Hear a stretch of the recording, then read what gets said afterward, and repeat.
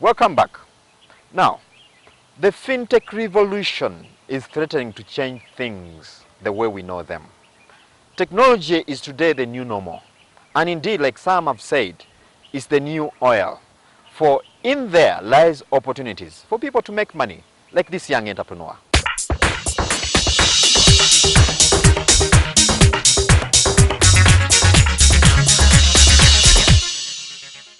I was a victim when I was a young boy. I remember very well. I come from a poor family, and I used to fetch water, and I made myself a small piggy box where I was keeping my money, and purpose to save money and buy a bicycle to buy it and fetch more water. But I tried to save money into that piggy box. I remember one day I went to town with my friend Joseph, and we found these nice baseball caps, and I came home, I got the hammer, smashed the box, and then took all the money out. And then we went to Kampala and we bought these baseball caps. And we failed to buy bicycles because we could access our monies very easily. Then I thought, as a young man entrepreneur, I said, I think I can innovate something onto a mobile phone, because almost everyone now in Uganda has a mobile phone. I said, I can design something for them that whereby it's like a mobile money wallet, but designed for saving and locking money on a phone. That was my urge and my desire. So, I'm an accountant by professional. I did accounting, and I came up with a team of young developers in Uganda. So we sat down, we discussed that we can design something for Uganda, and it's typically for saving and even to help banks, because banks were also missing out into that part, because people, 90% of these people don't keep monies in banks. They keep them either into piggy banks or they keep them onto mobile phones, and it was becoming chaotic for banks also. So I say, if I can design something for Uganda and the banks to lock money so the banks can benefit, people can also benefit and come out of poverty. Like any technology that comes in, of course, we have challenges, because people sometimes they're very skeptical about technology. When the technology comes in, they are skeptical to use it. Is it working okay? Is it what? And especially Africans, they're very slow to adopt technology. Through this innovation, we've been able to earn a lot of achievements and awards. We won the Uganda Startup Cup Award for entrepreneurs and innovators. I was number one, so I won that award.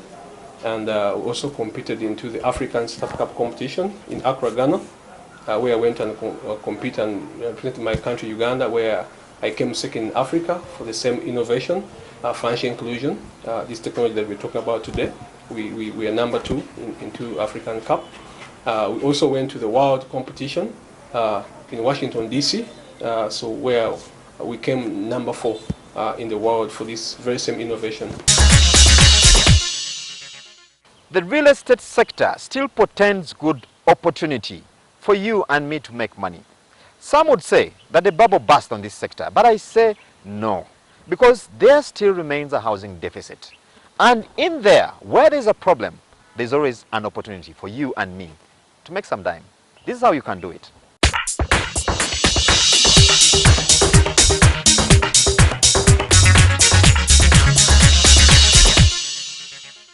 The real estate sector, although it has seen a lull in growth over the past 3 years, it remains one of the critical growth drivers and an area where many keep wealth.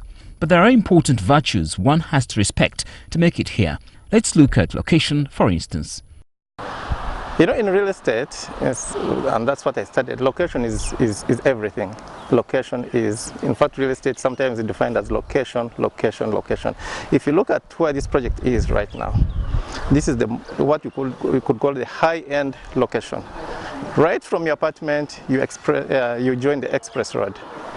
If you're not joining the express road, you go straight to the other facilities. The hotel is right up across. The other aspect is pricing. Many developers find it hard to come to the right price. They will change. Just because of the express road, just because of the golf course across, the price of an acre of land has gone almost 1 billion shillings. When we acquired this land 10 years ago, it wasn't even half of that. So we said, now, you cannot take advantage of that. You cannot just start increasing the price of the apartment just because the land has gone up. The other issues is having a good grasp of the taste and preferences of your potential buyers. I've always advised my clients, especially those that are in the diaspora, before you deposit on any property, you need to understand the room sizes and see what you're buying. Ugandans love space, and you must give them space. You'd rather charge them slightly more, but you give them the space. We still have land, that's a good thing. So it doesn't make sense for you actually to buy an apartment and you cannot even fit there yourself. In fact, there are some apartments people say you cannot even go to the bathroom and they are so tiny. So space is number one. And before you think of joining the business, one of the major points is your financial stability. Relying on financial institutions' support is being discouraged by seasoned operators. In fact, if you look at how much money the bank would give you and the mortgage at the end of the 20 years, the cost of this house will go almost twice or even more than twice. Does it make sense? It doesn't make sense. Will you be able to pay that money as you're aging? It may not be possible. So if you can look at other avenues, yeah, of financing your project without even involving a mortgage, it would be better. Even last year, as we were developing this project, people came to us and said, we want to give you money to develop the project. But you know what? That would make the cost of one apartment here 500 million, 600 million. Even with its recent slowdown, the sector remains viable for investment because numbers favor it. Today, the country remains with a housing deficit that runs in hundreds of thousands of units in Kampala alone and many more out there. Still talking tech, and indeed anchoring on what we've always told you, that intellectual capital is one of those areas or one of those inputs you need for business. Well, this young entrepreneur anchored on the knowledge he has about computers and finance, and he has come up with this product. This is his story.